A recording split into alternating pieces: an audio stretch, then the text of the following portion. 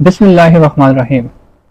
अगर कभी आपके ऊपर एफआईआर दर्ज हो जाती है तो आप पुलिस सीआरओ ऑफिस में जाते हैं और आप एक करेक्टर सर्टिफिकेट बनवाते हैं और करेक्टर सर्टिफिकेट के ऊपर पुलिस वेरिफिकेशन फॉर्म के ऊपर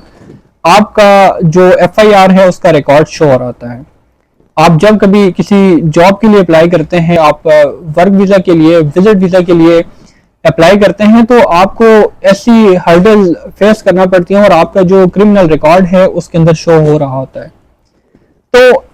इसको आपने किस तरह क्लियर करवाना है और इसके ऊपर जजमेंट्स क्या है और क्या कहा गया इसके अंदर। पहले कभी आप सीआरओ ऑफिस जाते थे तो आपको जो करेक्टर सर्टिफिकेट बना के दिया जाता था, जो वेरिफिकेशन फॉर्म बना के दिया जाता था, उसके ऊपर वो आपकी जो एफआईआर है उसका मेंशन करते थे कि आपके ऊपर ये एफआईआर हुई थी और आप इन ऑफेंसेस के अंदर आप कन्विक्ट हुए थे या एक्विट हुए थे। ये आपके लिए बहुत ज्यादा हर्डल्स क्रिएट करता था और फिर आपको इसी वजह से आपको ना तो जॉब मिलती थी, ना आपको आपका वर्क वीजा लगता था, ना आपका विजिट वीजा लगता था। इसके साथ फर्दर भी आपको बहुत सारी हर्डल्स का सामना करना पड़ता था। इसके ऊपर Lahore high court bench Multan के मिस्टर जस्टिस सरफराज डोगर साहब ने एक लैंडमार्क जजमेंट पास की है, जिसके अंदर ये करार दिया है कि अगर कोई किसी एफआईआर के अंदर नॉमिनेट था और वो उस एफआईआर के अंदर, उस केस के अंदर वो एक्विट हो गया, वो उसने ट्रायल फेस किया और वो केस के अंदर एक्विट हो गया और उसका केस खत्म हो गया, तो किसी भी तरह से उसका जो कैरेक्टर सर्टिफिकेट है उसके ऊपर कोई भी एफआईआर का अंदराज नहीं किया जाएगा। उसको पुलिस क्लियरेंस जो है वो सर्टिफिकेट दिया जाएगा। इसके ऊपर रीजन भी बता दी कि अगर कोई बंदा किसी बेबुनियाद मुकदमे के अंदर इन्वॉल्व हुआ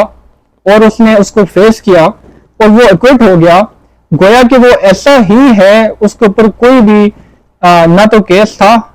ना उसके ऊपर कोई ऐसा इल्जाम था, तो फिर क्यों और किस बात की सजा उन लोगों को दी जाए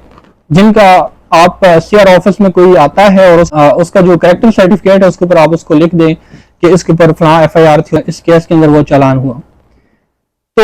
ये जजमेंट है जी 2023 पीएलडी लाहौर पेज 512 और इसके अंदर कैटेगोरिकली बता दिया है पुलिस ऑफिशियल्स को भी कि जब कभी कोई सीआर ऑफिस आता है वेरिफिकेशन के लिए, कैरेक्टर सर्टिफिकेट के लिए, तो उसके ऊपर एफआईआर का अंदराज ना किया जाए। ये केस था, कोई बिजनेसमैन थे, उन्होंने इसके ऊपर writ petition number 1906/23 Faisal Saeed versus IGP जिन्होंने अप्लाई किया था वर्क वीजा के लिए और उनको इसके अंदर हर्डल्स क्रिएट करना पड़ रही थी, तो उसके ऊपर फिर ये landmark judgment justice Sarfaraz Dogar साहब ने पास की। और ये चूंकि केस ये था कि इनको बिफोर द मजिस्ट्रेट इनका ट्रायल चल रहा था, इसके अंदर ये कन्विक्ट हुए, इनको फाइन हुआ, फिर उन्होंने अपील की आगे अगले फोरम पे और अपील के दौरान इस केस को रिमांड कर दिया। जब ये केस रिमांड हुआ तो इस केस के अंदर ये फिर दोबारा से एक्विट हुए और उसके बाद इनका जो रिकॉर्ड है वो क्रिमिनल रिकॉर्ड में आ रहा था। तो सीआरओ ऑफिस में चूंकि जो भी आपके एफआईआर होती हैं, जो आपके चालान होते हैं, जो आपकी कन्विक्शन होती हैं, सीआरओ रिकॉर्ड के अंदर ये मौजूद होता है और जब भी आप जाते हैं तो वो उठा के आपको आपके रिकॉर्ड से वो आपके कैरेक्टर सर्टिफिकेट के ऊपर वो लिख देते हैं कि इस एफआईआर के अंदर ये नॉमिनेट हैं और इस चीज के अंदर ये इन्वॉल्व हैं। तो अब इस जजमेंट के बाद आपको पूरा राइट है, जब भी आप सीआरओ ऑफिस जाते हैं तो कोई भी पुलिस ऑफिशियल आपके कैरेक्टर सर्टिफिकेट के ऊपर वो हरगिज नहीं मेंशन करेगा कि आपके ऊपर ये एफआईआर है। किसी भी एफआईआर का जिक्र नहीं किया जाएगा, आप क्लियर सर्टिफिकेट दिया जाएगा। अगर आपका कोई अजीज है, कोई रिश्तेदार है, कोई दोस्त है, जो भी इस तरह की प्रॉब्लम को फेस कर रहा है, तो उनको इन जजमेंट्स का हवाला भी दें, इस रिट पिटिशन का हवाला भी दें और उन पुलिस ऑफिसर्स को दिखाएं कि Lahore high court bench Multan की ये जजमेंट है, जस्टिस सरफराज डोगर साहब की ये जजमेंट है, इसके अंदर उन्होंने बाकायदा तौर के ऊपर ये करार दिया है कि कोई भी एफआईआर का रिकॉर्ड अंदराज कैरेक्टर सर्टिफिकेट के ऊपर नहीं किया जाएगा। अगर वो फिर भी आपको इस तरह की चीज लिख के देते हैं तो ये कंटेम्प्ट ऑफ कोर्ट होगा। इसके ऊपर बाकायदा तौर के ऊपर आप